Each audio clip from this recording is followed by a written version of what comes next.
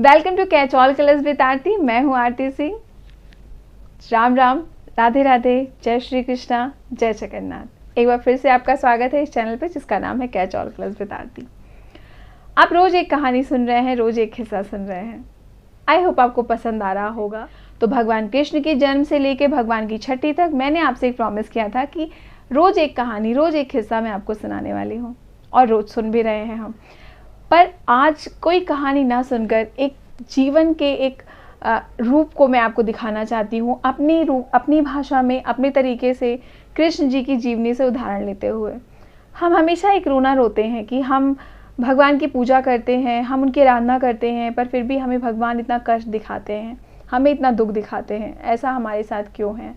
या कई बार ऐसा भी होता है, गुस्से में या किसी भी कारणवश हम भगवान का पूजा पाठ बंद कर देते हैं। हम कहते हैं क्या फ़ायदा है ऐसा करने से, हमें तो इतना दुख देखने को मिल रहा है, हमें तो हमारे अपने भी नहीं छोड़ रहे हैं, बाहर वाले क्या है। तो पहली चीज़, हमेशा भगवान के जन्म में, भगवान के जीवन से शिक्षा लीजिए कि हमेशा आपके जीवन में जो आपको कष्ट देने वाले लोग होंगे वो आपके अपने ही होंगे, वो दूसरे नहीं होते हैं। दूसरों से हम उम्मीद नहीं करते तो इसलिए उनसे दुख नहीं होता, उनसे तकलीफ़ नहीं होती। जिससे हम जितनी ज़्यादा उम्मीद करते हैं उससे हमें उतना ही ज़्यादा कष्ट होता है, उतना ही ज़्यादा हमें ठेस पहुंचती है। तो भगवान कृष्ण की जीवनी से हम उनके पैदा होने से लेके हम उनके जीवन के अंत समय तक एक उदाहरण ले सकते हैं कि जो प्रारब्ध होता है वो हमेशा होता है, उसे खुद ईश्वर भी नहीं हटाते। खुद उन्होंने अपने साथ नहीं हटाया तो हमारे जीवन में वो हमारे सहयोगी बनकर हमारे साथ खड़े हो सकते हैं। हमारे इस कठिन जीवन में अगर हम उनका नाम जप करते हैं, उनकी आराधना करते हैं, तो ये जो जीवन इतना कठिन है ना, तो ये थोड़ा सा आसान हो जाएगा, सरल हो जाएगा, और प्रभु का साथ होगा तो और ही ज़्यादा सरल हो जाएगा।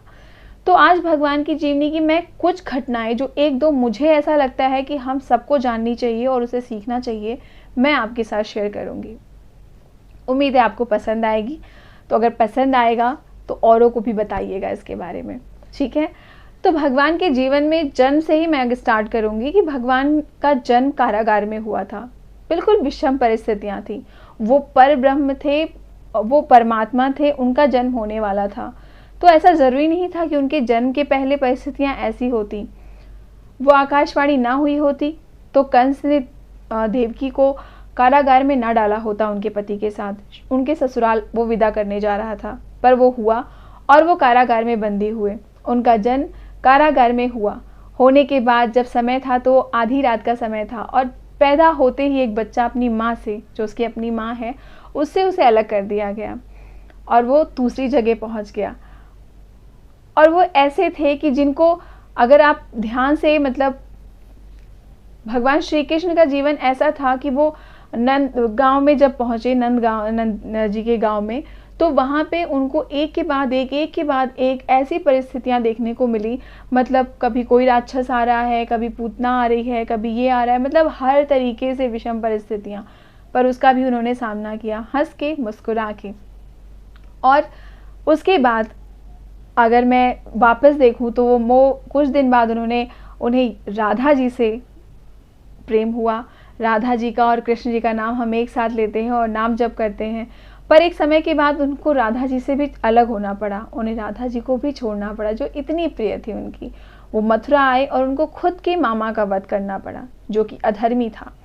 तो अधर्मी अगर कोई है और अपना भी है तो उसके लिए आवाज़ उठाइए, गलत है तो बोलिए। तो उनके अपने ही मामा का वध करना पड़ा। मथुरा उनकी थी, वो वहाँ के, उसके बाद उन्होंने अपने माँ बाप को छुड़ाया। मथुरा उनकी अपनी थी, पर उसे उन्हें छोड़ के दूसरी जगह द्वारिका एक नगरी बसानी पड़ी। वो भगवान थे, कुछ भी कर सकते थे, मथुरा छोड़ के ना जाते, पर वो गए, उन्हें वो भी छोड़ना पड़ा। फिर अगर आप हस्तिनापुर में आएंगे तो हस्तिनापुर की चीज़ों में भी आप देखेंगे कि वो चाहते तो महाभारत का युद्ध एक दिन में ख़त्म हो जाता, लेकिन नहीं, वो युद्ध पूरा प्रॉपर उन्होंने चलाया। उन्होंने गीता जैसा ज्ञान दिया सबको, जो आज भी हमारे इस कठिन जीवन में हमारा सहयोगी बन रहा है। आप गीता उठा लीजिए, आपको हर तरीके का भगवान का जवाब मिल जाएगा। उसके बाद अगर आप देखिए शिशुपाल का किस्सा, शिशुपाल की पहली गलती पे ही भगवान का सुदर्शन चल सकता था और उसका गला काट सकता था, पर उन्होंने इंतज़ार किया 100वीं गलती तक, पर 101 के बाद इंतज़ार नहीं किया। तो अगर कोई आपको बार बार हर्ट कर रहा है, तो बस करिए, उसके बाद उसे वो अधिकार मत दीजिए कि वो आपको बार बार दुखी करता रहे। हाँ, हम भगवान नहीं हैं, हम कुछ नहीं कर सकते, हम अपशब्द भी नहीं बोल सकते। जी हाँ, यही करना है। उसके बाद उन्होंने जो द्वारिका नगरी बसाई थी अपने प्रियजनों के लिए, अपने पूरे वंश के लिए, पूरे पुत्र पौत्र आदि के लिए, ऐसा हुआ कि आखिर में जाते जाते उन्हें अपने पूरे उस पूरे वंश का अंत देखना पड़ा। और सबसे जो बड़ा उदाहरण है वो है जो आजकल भी लोग कहते हैं that boys and girls they can not be friends but they can be friends. अगर आप देखेंगे कृष्ण जी और द्रौपदी जी, उनकी तरह सखा होना मुश्किल है। द्रौपदी जी के हर कठिन समय में जब भी उनको ज़रूरत थी, कृष्ण जी उनके साथ थे, उनके सखा थे। जहाँ गलत परिस्थिति होने पे उनके स्वयं के पति उनका साथ नहीं दे पाए, वहाँ कृष्ण भगवान बन के उनका साथ दिया, उनकी इज्जत की रक्षा की। और सब कुछ पाकर भी अंत में भगवान कृष्ण दिखाते हैं कि सब कुछ खो दिया और फिर भी आज आप एक भी पिक उठाएंगे उनकी, कोई भी पिक उठाएंगे, कुछ भी उठाएंगे, भगवान कृष्ण हंसते और मुस्कुराते ही दिखेंगे। तो सब समस्याओं के बाद भी हंसना मुस्कुराना मत छोड़िए, अपने लिए जीना मत छोड़िए। यही ज़िंदगी है। ज़िंदगी में विषम परिस्थितियाँ आएंगी, गलत होगा आपके साथ, कभी आपके द्वारा गलत होगा, मगर उससे हार कर कभी भी अपना संयम मत खोइए, अपने आप को दुखी मत कीजिए।